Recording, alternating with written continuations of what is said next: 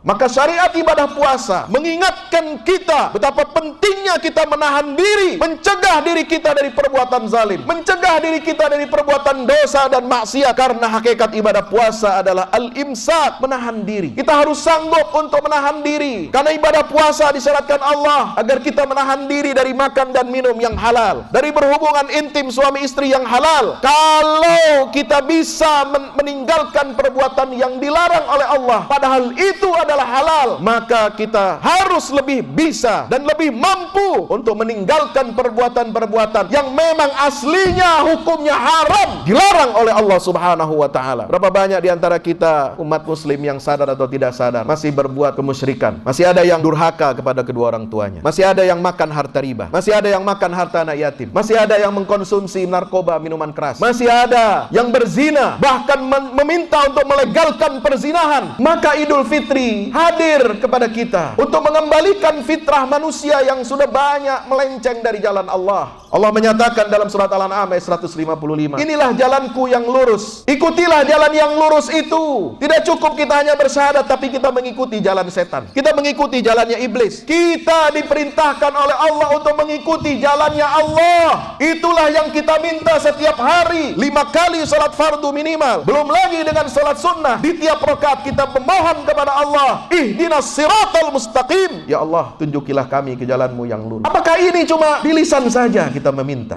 ke jalan yang lurus, tapi perilaku kita, perbuatan kita mengikuti jalan-jalannya iblis, mengikuti jalan-jalannya Yahudi dan Nasrani yang disebutkan di dalam surah Al-Fatihah itu, siratal ladzina an'amta alaihim ghairil maghdubi alaihim waladdallin. Kita harus meniti jalan yang lurus, jalannya para nabi dan rasul, jalannya para siddiqin, jalannya para syuhada, jalannya para salihin, bukan jalan orang-orang yang dikutuk, dilaknat oleh Allah, bukan jalannya orang-orang yang tersesat dari jalan Allah. Berapa banyak di antara kita yang masih sadar atau tidak sadar mengikuti jalan mereka, sebagaimana diwanti-wanti oleh baginda Rasulullah sallallahu alaihi wasallam, demi Allah di akhir zaman kamu nanti itu kalian akan mengikuti tradisi-tradisi, jalan-jalan, cara-cara dan metode-metode yang ditempuh oleh umat-umat sebelum kalian. Umat sebelum Rasulullah yang paling dekat dengan kita adalah Yahudi dan Nasrani, karena umat sebelum itu sudah dihancurkan, dibinasakan oleh Allah Subhanahu wa taala. Maka di hari fitri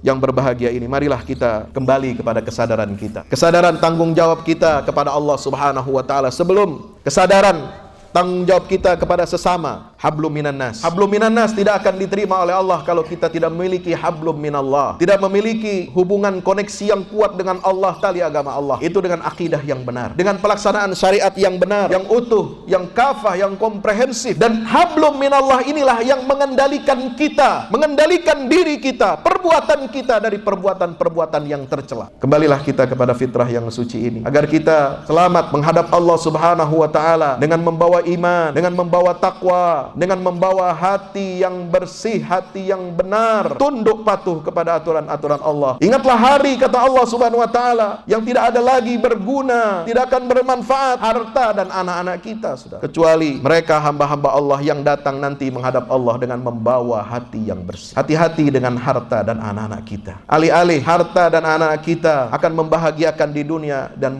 ataupun di akhirat, tapi kita terjerumus seringkali seperti halnya orang-orang kafir diingatkan oleh Allah dalam Al-Quran. Dalam surah Ali Imran ayat 10, sungguhnya orang-orang kafir tidak akan membela mereka nanti di hadapan Allah. Tidak akan bisa membela mereka. Siapa? Harta-harta mereka dan anak-anak mereka. Maka mari kita hadirkan ketakwaan ini betul-betul, bukan hanya ditulis, bukan hanya diucapkan, bukan hanya dikomunikasikan, tetapi betul-betul mewujud dalam diri kita. Mudah-mudahan ibadah Ramadan kita senantiasa diterima oleh Allah Subhanahu wa taala dan menghadirkan ketakwaan pada masyarakat dan negara yang